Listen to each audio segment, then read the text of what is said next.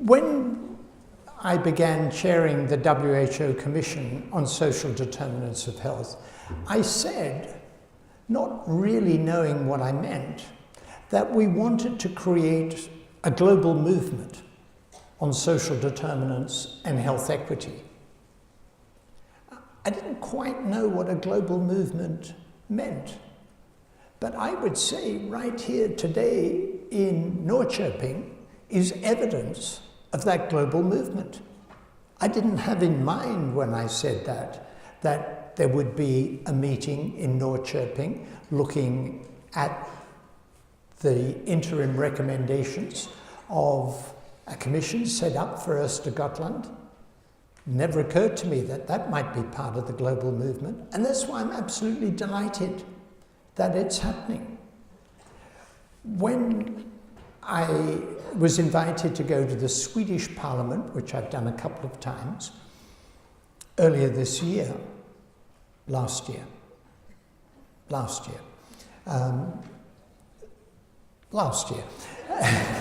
God, how time flies when you're having fun.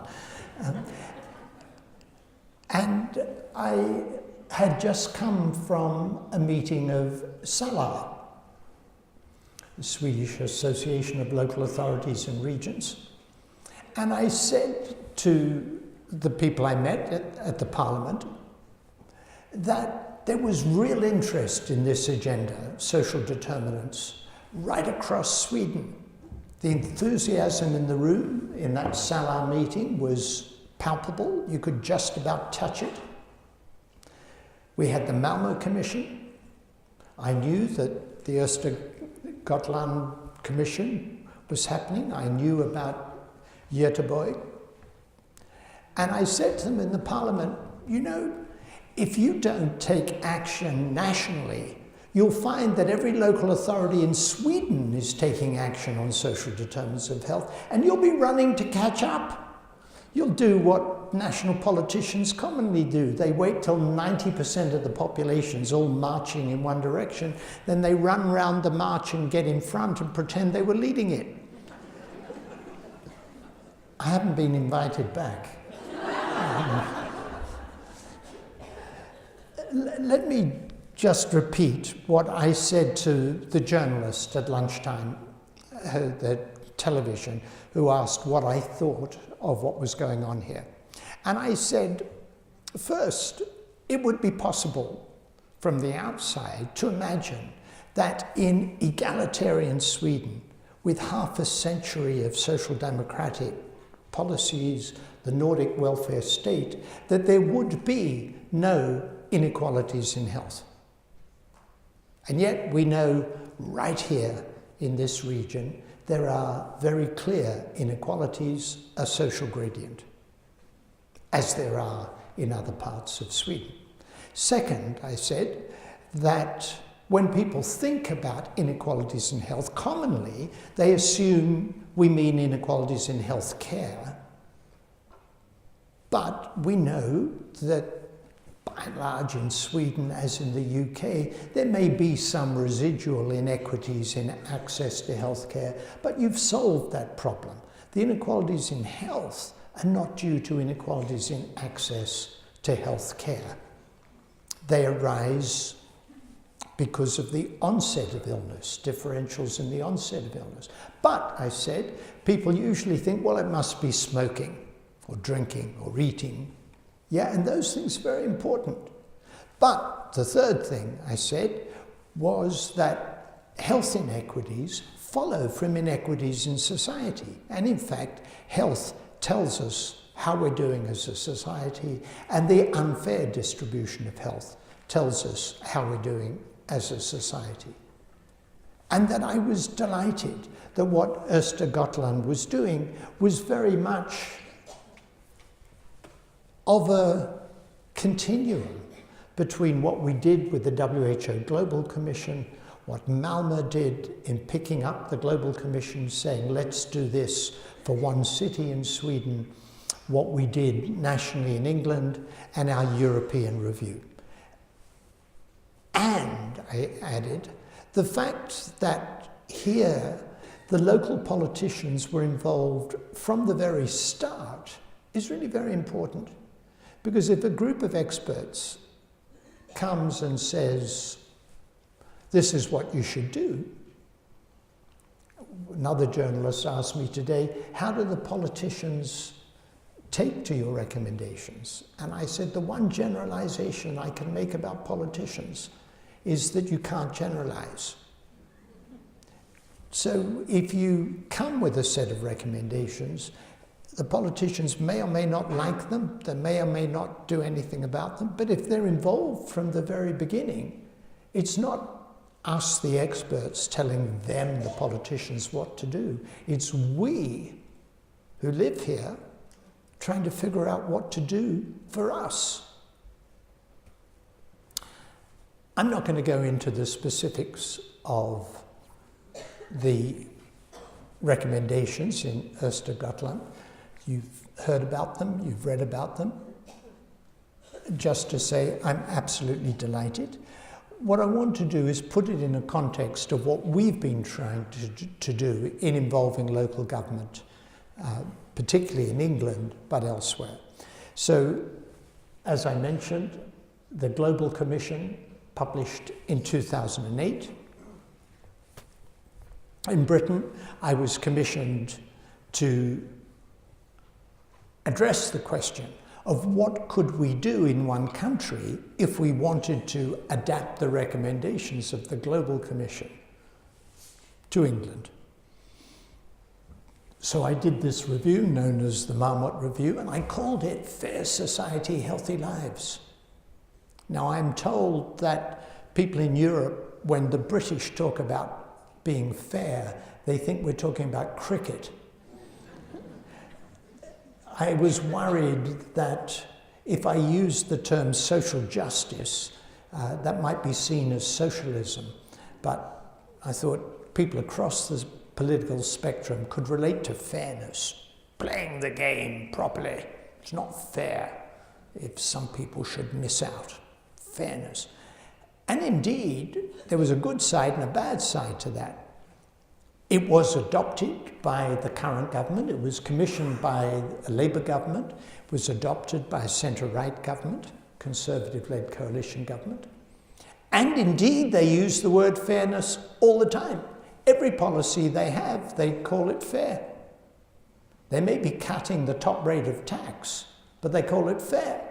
They may be cutting benefits to poor people, but they call it fair. They call everything they do fairness. I debated with our health minister at British Medical Association, BMA House, and I said, I use the word fairness in a technical sense. Those inequalities in health between social groups that are judged to be avoidable by reasonable means and are not avoided are unfair, inequitable, unjust. Therefore, any social or political action that makes it more difficult to reduce these avoidable health inequalities are unfair. And that's the filter we should run over government policy. So these were the 6 recommendations we had in England. And as you can see, the domains in the Östergötland recommendations are not very different. I would have been surprised and a bit upset if they thought we got it completely wrong. So they go through the life course, give every child the best start in life, education and lifelong learning, employment and working conditions, minimum income for healthy living. I said to the few people sitting at lunch with, today's statistic that I looked up just before I came, what do Tanzania, Paraguay, Latvia, and hedge funds have in common? The answer is they had the same gross national income last year. Tanzania has 48 million people, and had an income of about $27 billion. Paraguay has about 8 million people and had an income of about $21 billion. Latvia has 2 million people and has had an income of 20-something billion dollars. And the top 25 hedge fund managers based in the United States had a combined income last year of $21 billion. 25 individuals in 1 year take home, you can't call it pay, ill-gotten gains perhaps, was $21 billion. The whole gross national income of Tanzania with 48 million people, or Paraguay or Latvia. And we can't afford that in a rich country, everyone should have the minimum income for healthy living. The level of child poverty in the United States is greater than it is in Latvia. If you define child poverty as less than 60% median income. And the top 25 hedge fund managers had a gross income of $21 billion. That wasn't what I came to talk about. Healthy and sustainable places and communities, and strengthen the role and impact of ill health prevention.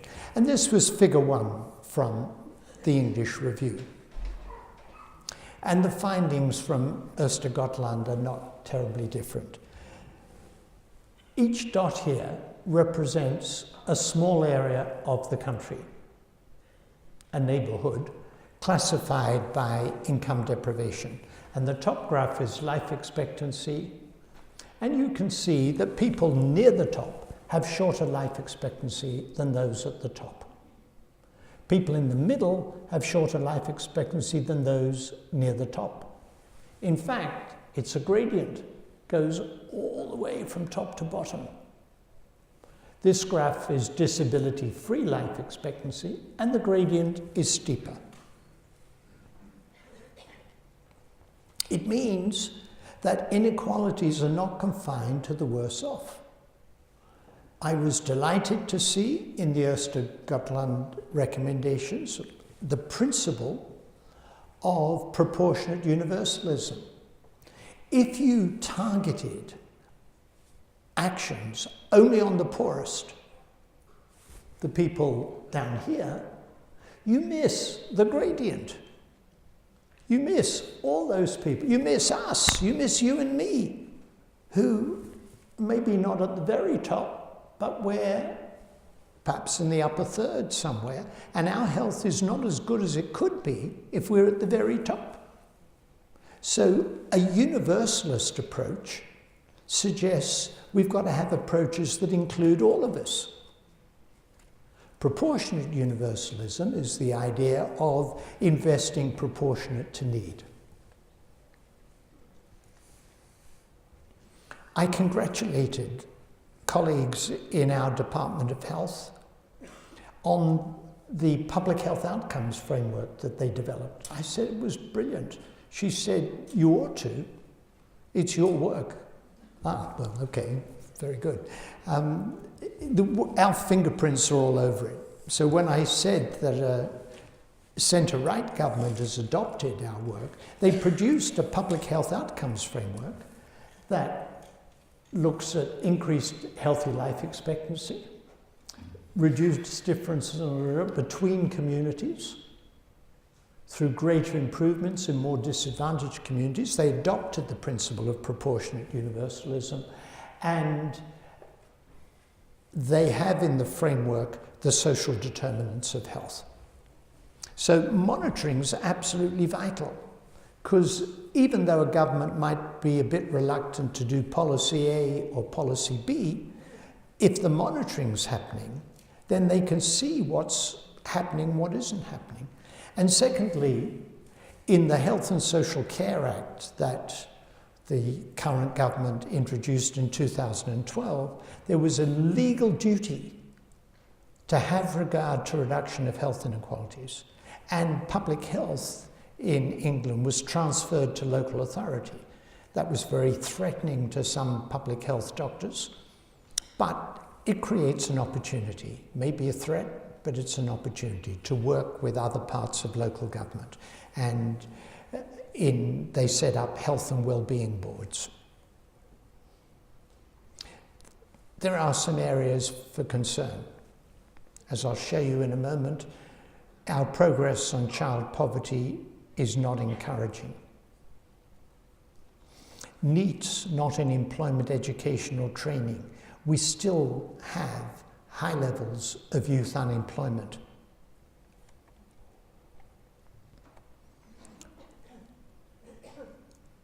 We hear a lot about, in Britain at least, about the fact that the economy is picking up and there's job creation. Many of those new jobs are part-time. We've got this new thing in Britain called 0 hours contracts, where people are, quote, employed, but guaranteed 0 hours. In other words, we've got you, you stand by on call in case we might need to employ you for a few hours. There are now 1.4 million people on 0 hour contracts. So a good proportion of the new jobs that the government's boasting about are 0 hour contracts.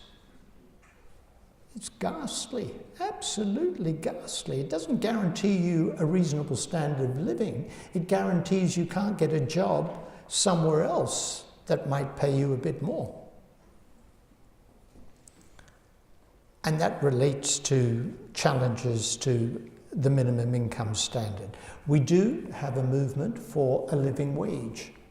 The fact that we need to have such a movement is some important statement. There are issues with green policies, continued problems of social isolation, and an acute housing shortage in England. So, I've said a lot of positive things, but they're major challenges, and we know that because of monitoring. Child poverty, look at the UK. The dotted line is what would have happened to child poverty had the government not introduced its tax and benefit reforms in 2010. So it was coming down, it had been coming down,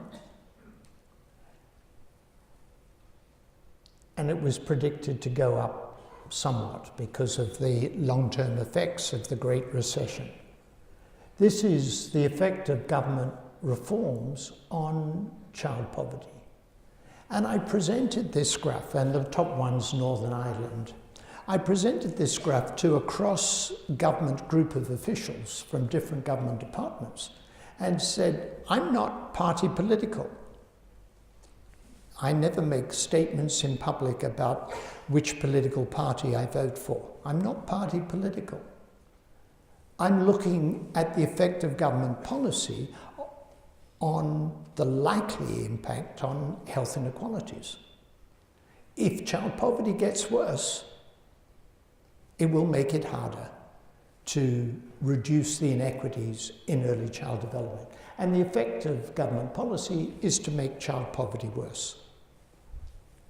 That's not good. When we look at the tax and benefit reform since January 2010 on income by decile, the richest decile get a drop because the previous government introduced the top rate of tax of 50%. The present government's put it back down again to 45%. So they do get a drop because of the action by the previous government.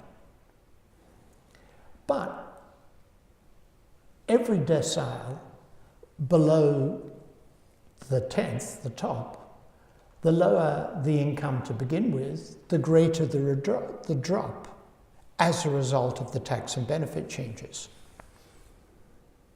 I would dispute the use of the word fair to describe that picture. That's unlikely to have a positive impact on health equity. It is most likely to have a negative impact on health equity. We hear a lot in Britain, I'm sure you don't in Sweden, being a more enlightened country than my own. We hear a lot in Britain of this division between people who are on benefits and who are poor, who are morally suspect, and people who are not on benefits and not poor, who are good people. We hear about hard-working families, and then morally suspect people who are poor. You wouldn't be poor unless there was something wrong with you, would you? And the assumption is that poor people don't work. They're just trying to get handouts from the state. What this shows is the number of people in low income, defined as poverty, for families where there is no one working, either because they're beyond retirement age or there's no one working, and for families where someone is, at least one adult is working. In 2011-12, there were more people in poverty in working families than there were in households where no one works. And in these households where at least one adult was working, 3/4 of the adults were working. Poverty is not a matter of low moral standing. It means people aren't paid enough. They're in poverty because they have low pay, not because they're worthless. You wouldn't know that from reading some of our newspapers. 75% of local authorities have taken up my English review. So I've talked about the national context. The King's Fund did a review did a survey of health and well-being boards in 65 local authorities and asked them what were their priorities. The number one was Marmot principles from my review. In fact, I met a local councillor from Manchester who said, Marmot, I didn't realise Marmot was a person. We talk about implementing Marmot. You're a real person. So we're on the agenda with local government. This man with the untidy hair is the Mayor of London, Boris Johnson, who's a leading Conservative politician. And I went to see him and said, would you consider taking this agenda on board of social determinants and health inequalities?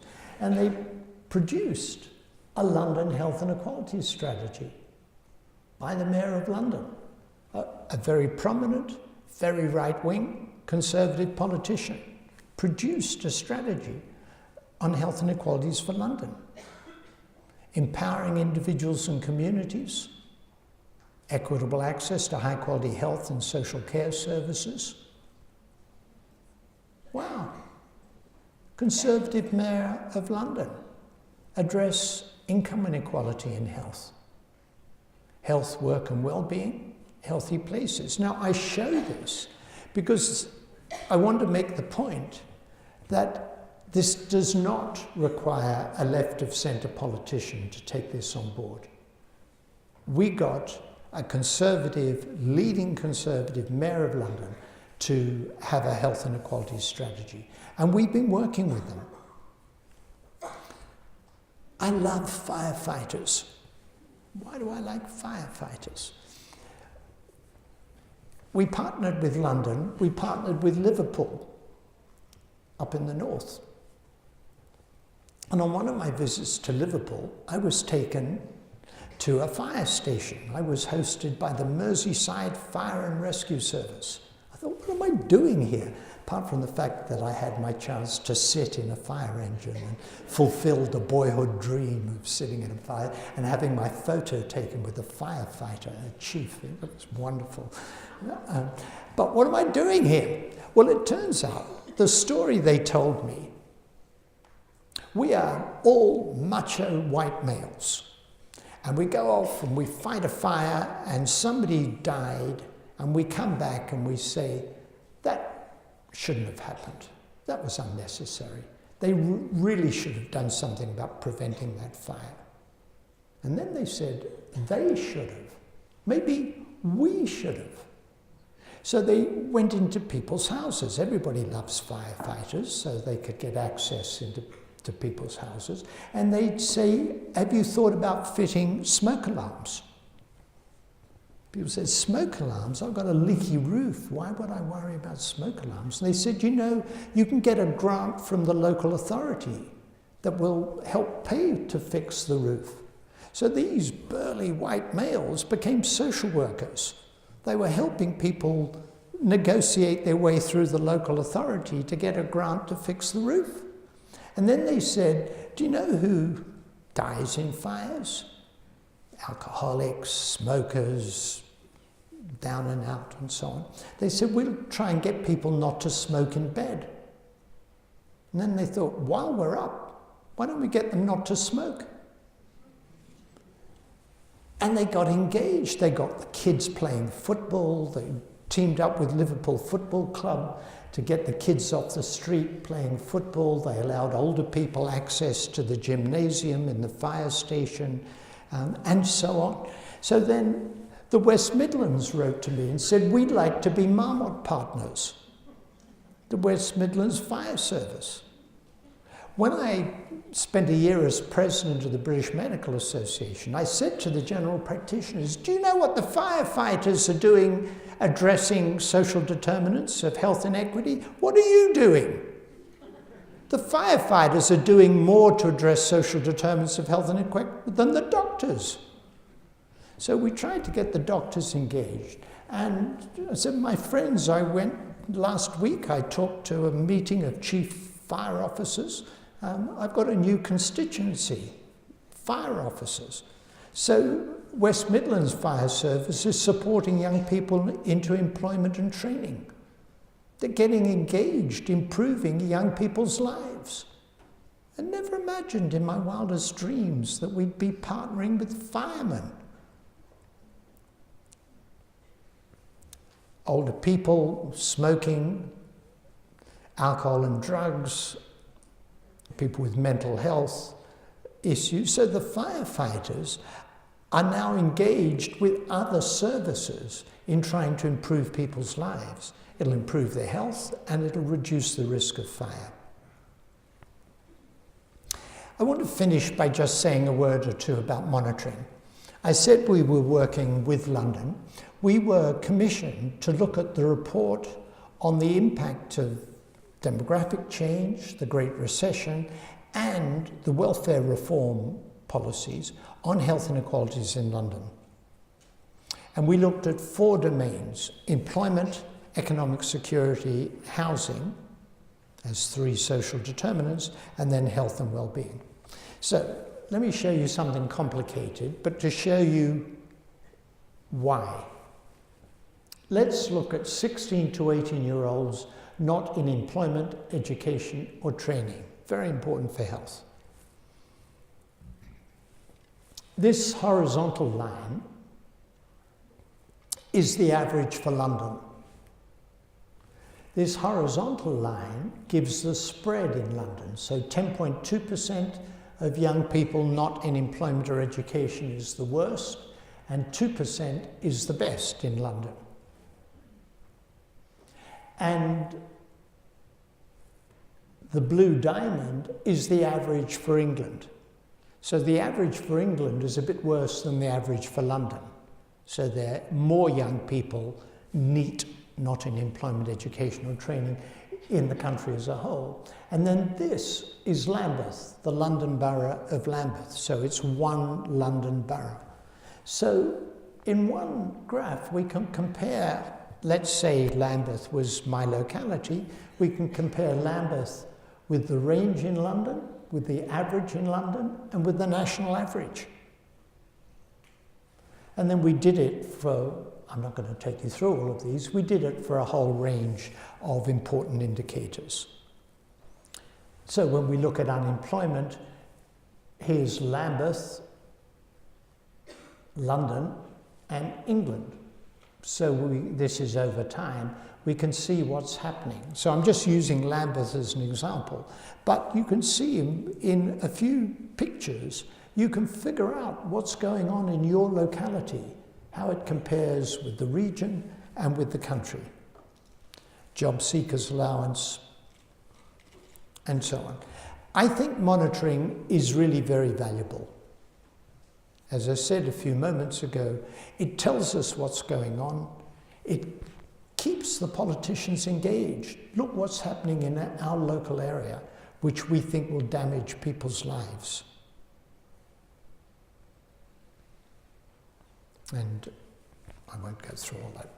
So it's just giving examples of the kinds of things that we measured. And adults with depression, Lambeth, London. I say to people in London, you think it's rough in London with depression. Look how it is in the rest of the country. Important monitoring. Let me finish by saying, when we published the European review of social determinants in the health divide, we were dealing with Tajikistan, Kyrgyzstan at one end, and Czech Republic and Poland and so on, and Sweden. And we're saying actions needed on social determinants of health. So we said, if you're Kyrgyzstan and you're doing nothing on social determinants, do something. Every bit matters. If you're Poland or the Czech Republic, you're doing something, do more. And if you're Sweden and you're really doing a lot, do it better. And I think what we're hearing now, today, in Östergötland,